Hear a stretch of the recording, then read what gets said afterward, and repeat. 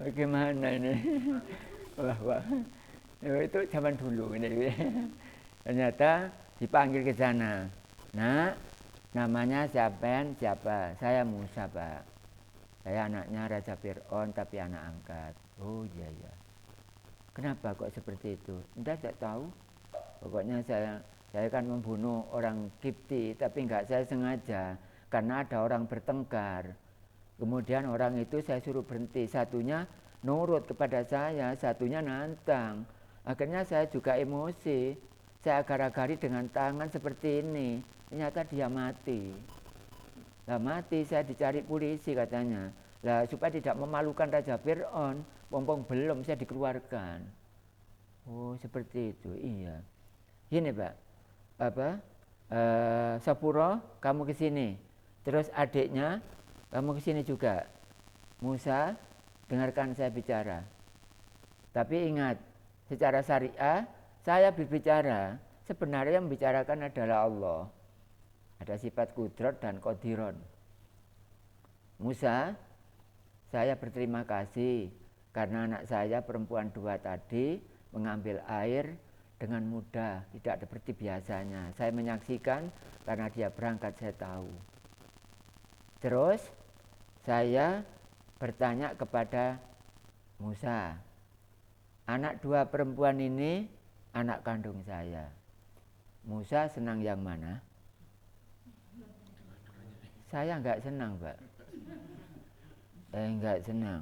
Lah terus saya enggak senang, cuma ini tata krama di dalam akidah bahwa kalau punya anak perempuan, mbaknya dan adiknya, ini baik yang mbaknya itu jelek atau cantik dan sebaliknya, maka bapak harus mendahulukan yang kakaknya saja, yang mbaknya.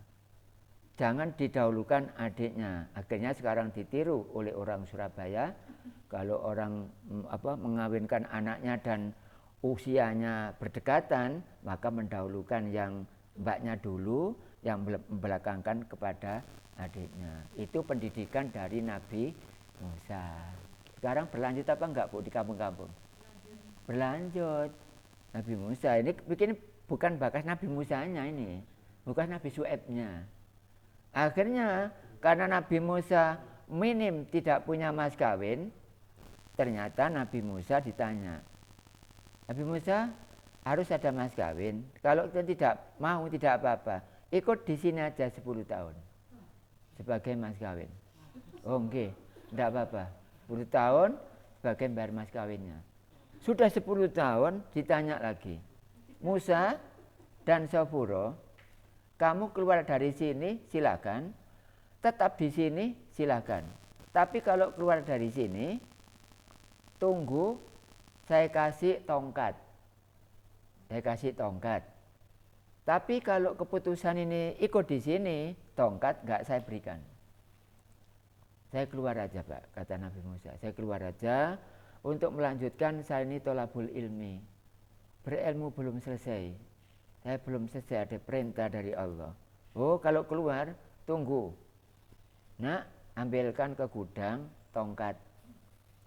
Tongkat diambil, kemudian ini Pak, oh bukan yang ini, ada satunya lagi. Oh ya, diambilkan lagi ke gudang. Ini Pak, loh kok ini bukan, ada lagi yang tongkatnya agak ke sini, agak lengkung dikit. Oh ya, saya tahu. Apa ini? Betul. Musa dan Sapuro, tongkat ini saya serahkan karena keputusannya bukan di saya. Keputusannya pada Musa. Dan mungkin sepakat kamu juga karena suami istri. Kalau keluar, ini di bawah. Ada apa-apa, andalkan ini secara syar'i. Terima kasih Pak, ini saya bawa tongkatnya. Ternyata tongkat itu asal usulnya dari Nabi Adam. Tongkatnya itu dimiliki oleh Nabi Syuaib. Kemudian Nabi Syuaib disampaikan kepada Nabi Musa, barangkali ada bahaya di perjalanan, disuruh menggunakan. Ternyata ayat yang turun pada tongkat Nabi Musa menghadapi Nabi Musa adalah idrib bi'asokal bahr. Waktu dikejar oleh Raja Fir'aun. Tapi ini bukan nerangkan Nabi Musanya loh, nerangkan Nabi Syuaibnya. Diteruskan apa enggak, Pak? Ini habis waktunya nanti. Iya, belum tauhid ini, belum apa-apa. Masih sepeda motor starter tok, belum perseling 1. Perselingnya 1 nanti kalau bab iman. Ini masih sepeda motornya bunyi aja. Di starter sudah bunyi, masih manasi aja. Nah, global ini tadi sudah global sebenarnya, tapi ya kok bulat aja nggak selesai. Kok bulat copong keterangannya hakikat. Tauhid itu memang keterangannya dalam, Bu, dalam. Makanya besok saking dalamnya pengajian tauhid, panjenengan semuanya akan berjumpa dengan Allah karena menggeluti ilmu dalam. Ilmu dalam hanya satu, yaitu ilmu tauhid. Orang-orang mengatakan aqaid. Aqaid jumlahnya 50. Ternyata namanya mu'taqad hakikat. Diteruskan lagi, Bu. Ini masih banyak ini. Terus Nabi Harun, Nabi Syuaib sudah, Nabi Yakub sudah, Nabi Harun dan Musa jadi satu, kakak seadik. Nabi Harun kakaknya Nabi Musa, kemudian Nabi Musa itu adiknya. Nabi Musa kan asalnya lahir, ya, dua-duanya saya bahas lah. Lahir pada waktu itu zaman Raja Fir'aun. Siapa lahir anak laki-laki harus dibunuh di kerajaan. Peraturan dari siapa? Raja Fir'aun. Ternyata lahir, kemudian dimasukkan dalam peti, kemudian ditenggelamkan atau ditaruh di atas air dengan doa dari orang tuanya. Ternyata di situ adalah dekat dengan kerajaan Raja Fir'aun. Diambil, ada di tengah-tengah kok ada peti berisi apa? Diambil oleh Ibu Siti Asia. Ternyata di dalamnya ada bayi yang asalnya dikunci, zaman sekarang geraji aja. Ternyata di dalamnya ada bayi, akhirnya dinamakan Musa.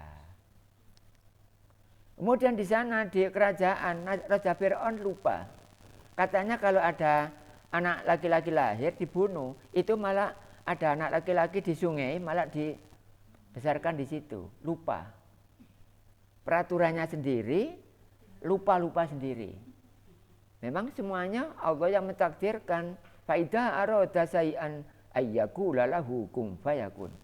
Sehebat apapun masih kalah dengan Allah.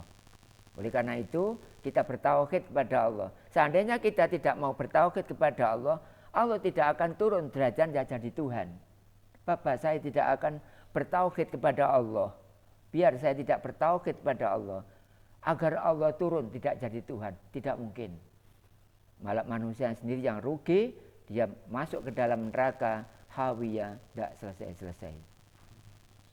Jangan sampai kita menjadi bala tentara Raja Fir'aun yang mengaku sebagai Tuhan atau gede rumongso, maka besok di akhirat nerakanya adalah paling dalam. Neraka apa, Bu? Neraka hawiyah. Neraka hawiyah.